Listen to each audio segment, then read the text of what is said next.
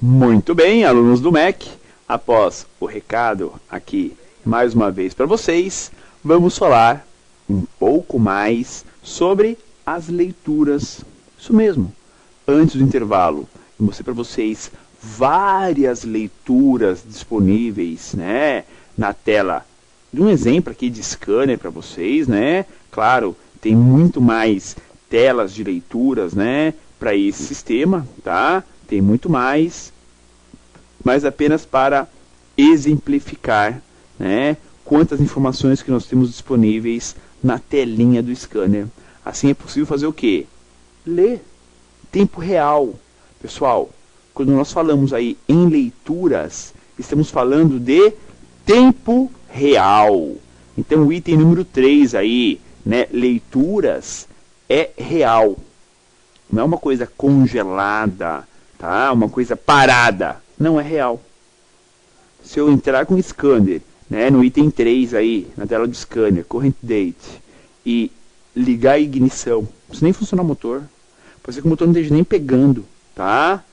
E entrar lá no posição do pedal do acelerador, eu acionar o pedal, vai marcar, tá? Quando liga a ignição, que funciona a borboleta, o sinal da posição da borboleta, mesmo que seja um pouquinho só, vai marcar. Temperatura do motor, o motor está frio, 20 graus, vai marcar. Temperatura do ar, vai marcar. O MAP vai marcar a pressão barométrica atual, né, da região, a pressão atmosférica local. Rotação que vai ficar parado, tá? Se você der na partida, lendo rotação, e o sistema não cortar a comunicação com o scanner, eu vejo no scanner, durante a partida, mesmo que o motor não esteja pegando, se não cortar a comunicação com o scanner, dá para ver a rotação do motor. Aí eu comprovo se o sensor de rotação está enviando o sinal para a ECU. Então isso é a dica. Porque isso varia muito de scanner e de sistema, né? Na partida, o carro não está pegando. Eu entrar em leituras e colocar lá rotação do motor, se não cortar a comunicação, vai mostrar a rotação do motor durante a partida. Sabe qual que é? 250, 300 rotações por minuto. Então o motor de arranque gira o motor do carro na faixa aí de 300 rotações por minuto, tá? Aproximadamente. Claro, desde que não haja o corte da comunicação com o scanner, tá? Isso não dá para garantir que funciona 100%, varia muito de scanner e varia também de sistema para sistema, tá?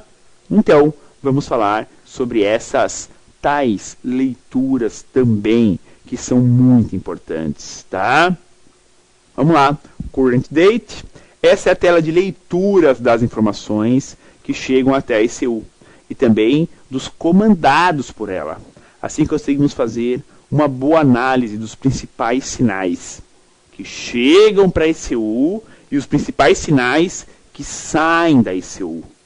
Ou seja, eu vejo tempo de injeção, dá para ver. Ignição, dá para ver. Comando do canister, dá para ver.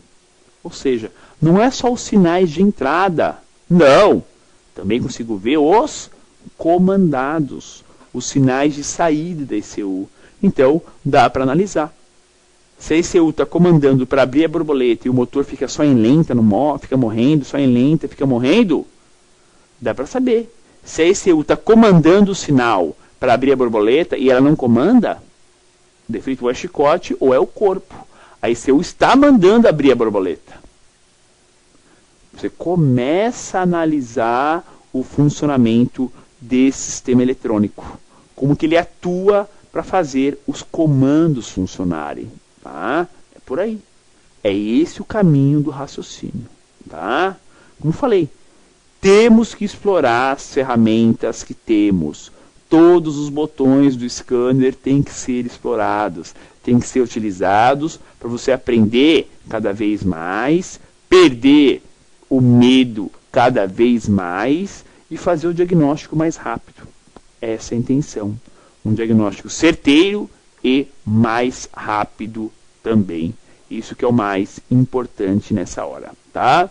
Por falar em diagnóstico, né? por falar em leituras, eis aqui uma delas, né? Que eu consigo fazer só com a chave ligada. Não preciso nem funcionar o motor. Aliás, é ruim de testar, né? No scanner, o sensor do pedal com o motor ligado, né? Eu vou pisar tudo no acelerador. Nossa, o giro do motor vai subir lá em cima, né? Não. Só chave ligada. O scanner já funciona. Então, legal. Chave ligada, vejo lá. Sensor do pedal do acelerador. Próximo a 0 volt. Piso até o final. Próximo a 5 volt. Eu consigo ver isso. Analisar. Meio pedal. Mais ou menos 2,5 volts. Ótimo. Eu consigo ver isso. Até com o scanner. Então é questão de raciocínio e aplicar esse conhecimento na prática. No carro. No diagnóstico. O quanto que é importante fazer isso. Beleza? Telinha de vocês. Ah, agora a quarta função, né? Activation, né? O que é essa ativação? São os comandados pela ECU. São as adaptações, os atuadores. Ou seja, eu tenho esse item 4 na função, na tela do scanner, como uma função de comandar os atuadores, ativar os atuadores e também, né, para adequar algumas posições, como a borboleta, por exemplo. Então é possível nesse botão eu fechar mais ainda o diagnóstico, eu fechar ainda mais os processos de adaptação que o sistema possui. É muito importante, tá? Para que o carro saia da oficina já com uma tendência de estar próximo da perfeição. É essa a nossa ideia. O carro já sai da oficina bem próximo da perfeição. Então, essas ativações servem para isso. Eu faço isso em que nessa linha? Borboleta, tá? Dependendo do modelo de scanner, se tiver adaptação de combustível, de álcool e gasolina, também consigo fazer, tá? E outros atuadores, como canister, partida frio, tá? Acionamento da bomba. Então você tem alguns comandados pela ECU passíveis de ordem nesse botão de ativação. Então vamos lá. Essa função é justamente os comandados pela ECU que serão acionados. E assim conseguimos ver se esses sinais estão realmente chegando nos comandados de saída. Só que devemos checar in loco. O que é o in loco? No local. Eu tenho que olhar. Tá? Se eu mando comandar o corpo de borboleta, eu tenho que olhar se o corpo foi comandado. Canister, mesma coisa. A bomba, mesma coisa. Ou seja, é in loco. Tem que olhar lá no local se realmente houve ou não a ativação desse atuador. A ECU não tem o retorno do atuador. Não tem. Só tem a saída. Só o comando. Temos que fazer esse retorno no visual mesmo. Literalmente, ir lá e olhar mesmo se houve ou não o acionamento do atuador. Uma função interessante nessa hora de ativação, pessoal, você pode comprovar o funcionamento do atuador até com osciloscópio ou caneta de polaridade. Por exemplo, eu mando ativar, né, o válvula de purga do canister. Eu não ouço nenhum barulho nela. Poxa, a válvula de purga do canister, eu já aprendi aqui no Mac, que ela trabalha com 12 volts. Beleza. Então eu posso testar com canetinha de polaridade. Vou lá, com a canetinha de polaridade, nos dois fios da válvula de purga do canister, mando ativar. A ECU vai mandar o 12 volts, que já vem via relé, vai mandar o comando negativo. Vai piscar o LED verde da canetinha, indicando que a válvula do canister foi acionada. E ela não está funcionando? O defeito é a válvula. Ou seja, eu consigo até comprovar alguns testes, usando osciloscópio, usando canetinha de polaridade, comprovar se realmente funcionou ou não. Até nesse ponto eu consigo fazer via unidade de controle eletrônico através do scanner. É possível. Por falar, né, em atuador, né, aqui na telinha de vocês, um dos que precisam ter a ativação testada, a adaptação e, claro, né, o funcionamento. O corpo de borboleta eletrônico, localizado lá no coletor de admissão, responsável pelo controle da passagem do ar. Óbvio, é um atuador que precisa estar adaptado, ou seja, sincronizado. Pedal, unidade de controle e corpo de borboleta. Tem que haver um sincronismo entre esses itens, tá? Embora, como já citei, nesse sistema, ele faz esse sincronismo na hora que eu ligo a ignição. Já é feito, né, esse sincronismo na hora que se liga a ignição do veículo, ok? Bom, e aí temos um exemplo de códigos de falha na memória da unidade de comando do motor. Então vamos lá, ó. 3 falhas descritas na telinha do scanner. Ok? Ó, eu acessei o código de falhas, fiz algumas simulações, né? E temos aí, ó P0121, P2121, P3014. 2 desses códigos de falhas estão como sem descrição. Observem, o scanner não soube identificar qual falha se refere, ó. Não soube. O scanner não soube, tá? Isso aí não é a ECU. A ECU ela manda em código. O scanner é que determina, né, o que significa aquele código. Qual é a solução? Pesquisar na internet, tá? Esses 2 códigos, caso você não tenha uma tabela padrão OBD, pesquisa na internet e você encontra facilmente o significado desses 2 códigos. E o primeiro código, ele está dizendo que é o quê? Ó? Falha de corrente no motor da borboleta. Opa! Falha no motor. Pode ser uma falha no motor interno do corpo de borboleta eletrônico. E observem que os 2 primeiros códigos, né, P0121 e P2121, é a mesma coisa. Embora o scanner não identificou o que é, o final é o mesmo, é 121.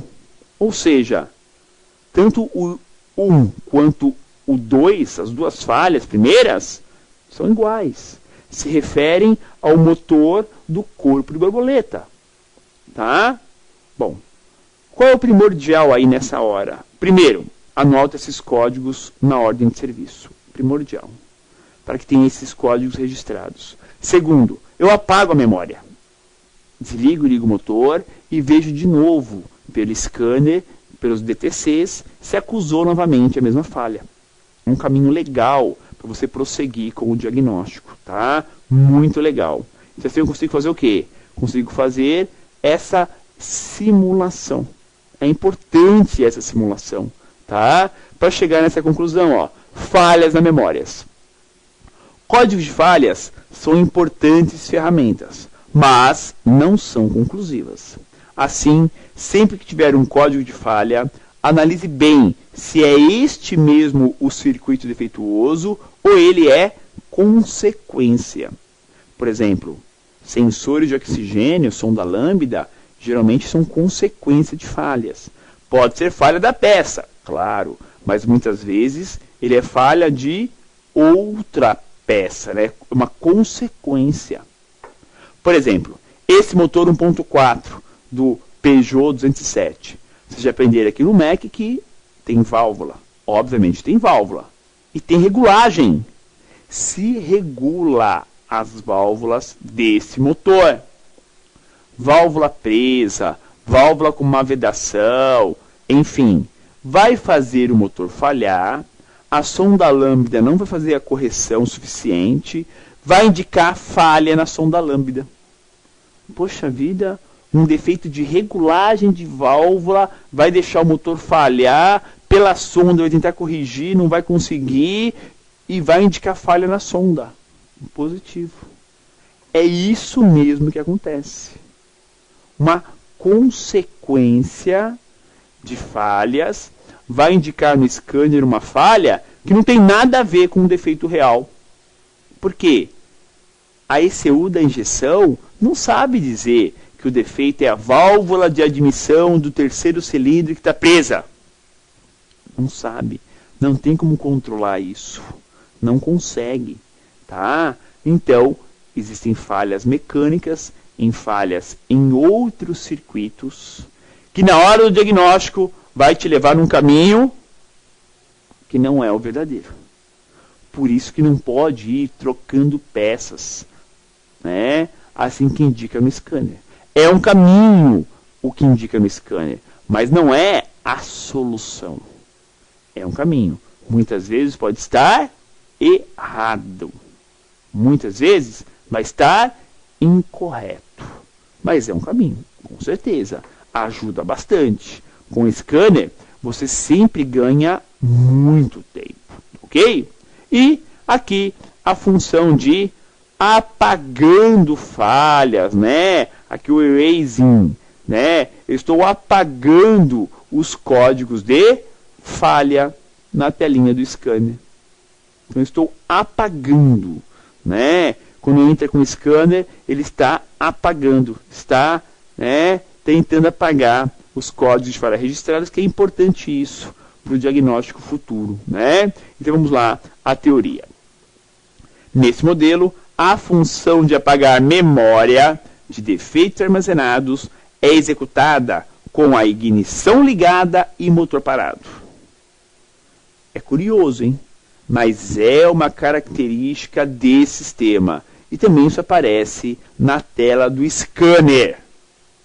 Então é assim, nesse modelo, se for tentar apagar a memória com o motor funcionando, vai aparecer na tela, desligue, ligue, ignição. Ou, motor parado e ignição ligada. Ele não apaga com o motor funcionando.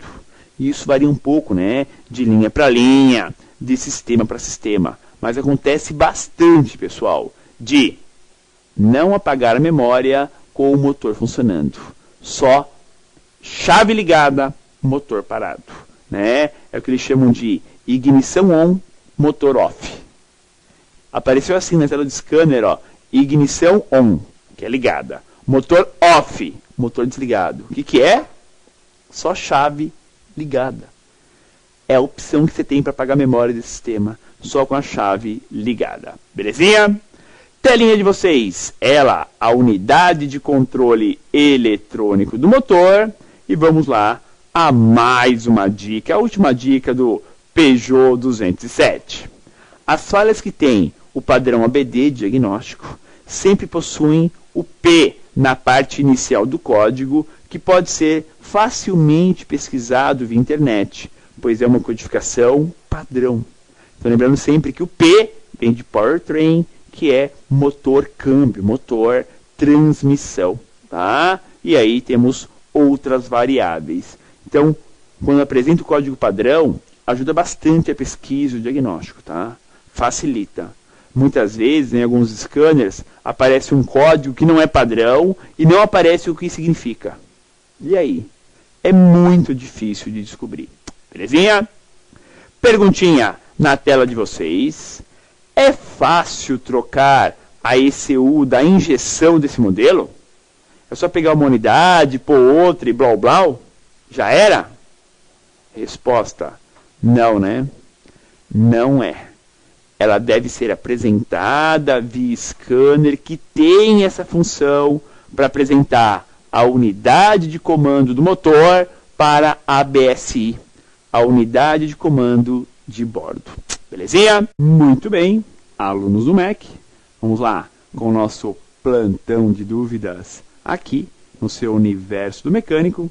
E agora falando sobre a dúvida do José Carlos da Silva, lá de Maurilândia, Goiás. Professor, quando se liga a chave de ignição, o corpo de borboleta, ao invés de abrir, ele fecha totalmente. Pode ser a ECU? Então é assim, o normal que é, quando liga a ignição, ele abre, fecha totalmente e volta para a posição inicial. Tá? Isso é o normal. Agora, se fica travado e da partida mantém fechado, tem algum erro grave aí. Ou erro nas leituras do sensor de posição do pedal do acelerador, ou o mais comum, que é falha no corpo de borboleta. ECU, a unidade, dando esse defeito, eu acho muito raro. Não é comum, não. É muito difícil dar esse tipo de sintoma. Então, se ligou a ignição, tende a abrir a borboleta um pouco, volta, fecha totalmente e depois volta à posição levemente aberta, que é a posição de descanso da borboleta, né? A borboleta ela não fica fechada. Com a chave desligada, a borboleta fora do lugar, ela fica levemente aberta, ok? Que é a posição de segurança, a posição de descanso dela. Se ficou travada, fechada, da partida mantém fechada, o motor não vai pegar, porque não está entrando oxigênio. Pode ser o defeito da borboleta ou do pedal. Pode ser ECU. Não dá para descartar, mas acho muito, muito difícil. Ok? Perguntinha do Magno Bertoldi. Professor, o módulo do código da chave está junto com a BSI nesse modelo? Ah, o imobilizador? Positivo, faz parte dele. O código, a codificação, a BSI é a unidade central de bordo. Os comandos principais passam por ela. Praticamente é a BSI que comanda o painel. Chave de seta está ligado nela. Conector de gnose está nela. Fusíveis, os poucos relés estão nela. Então, assim, a BSI é a unidade principal do carro. Nem é a de gerenciamento do motor a principal, né? A unidade da injeção. Ela é considerada secundária. A unidade mãe, que é praticamente o coração do carro, é a BSI. Fica ali embaixo do volante, né? Onde nós temos ali o conector de gnose. Só mais sobre uma dúvida, né? Uma questão em relação ao motor 1.4 desse Peugeot 207, muito cuidado com borboleta, apresenta defeito, muita atenção com regulagem de válvulas, carbonização nas válvulas. É algo que tem aparecido assim com muita frequência. Válvula desregulada ou regulada erradamente, né? Erroneamente, né? Ou carbonizada. Muito comum, tá? Então atenção a esses outros detalhes sobre o sistema de gerenciamento do motor e falhas mecânicas que atrapalham esse gerenciamento. Belezinha? Muito bem, caros alunos do Universo do Mecânico, finalizamos hoje a nossa sequência de 11 aulas sobre o Peugeot 207 1.4 Flex, tá? Semana que vem iniciamos uma nova sequência.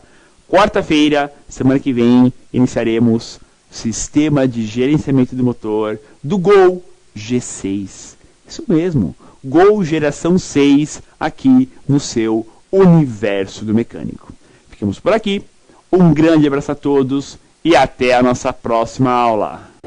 Olá, meu nome é Jorge Ferreira, sou consultor técnico da JE e responsável pela área de assistência técnica. Hoje eu vou trazer algumas dicas de aplicação dos produtos da JE para você. A dica de hoje é sobre o cavalete de distribuição de água da linha Gol, linha MI, motor EA 111 ou 113. É muito comum os mecânicos trocarem esse cavalete e ele vir a dar vazamento justamente aqui, nessa parte, onde é o assento feito no cabeçote. Algum fator importante que deve ser observado na instalação dessa peça, juntamente com esse tubo que faz a ligação do cavalete até a bomba d'água no bloco do motor, é necessário que se faça a limpeza dessa parte no bloco do motor para evitar que haja o impedimento dos deslize da peça até o local limite, onde ele tem que ficar. Quando se faz isso, é necessário, muito é necessário que você faça uma observação de que quando você coloca essa peça no lugar, você tem que ver se ela ficou paralela a essa parte no cabeçote. E se ficar um pouquinho afastado aqui, e você querer puxar pelos parafusos, vai acontecer que essa peça ela pode empenar, causando vazamento. E com isso, condenando a peça, porque ela empenou uma vez, ela não volta mais no lugar. Então é necessário que você, quando for observar isso, quando você for colocar esta peça aqui, com as travas tudo direitinho, quando você for encaixar direto lá na bomba d'água, preste atenção nessa parte aqui, que ela tem que encaixar uniformemente, com passar vaselina aqui para deslizar melhor, e ela não pode ter ficar emperrada, forçada para encaixar. Acontecendo isso, se ela 1 milímetro ou 2 que ficar longe aqui, descontando o espaço do anel, você vai correr o risco de empenar essa parte aqui.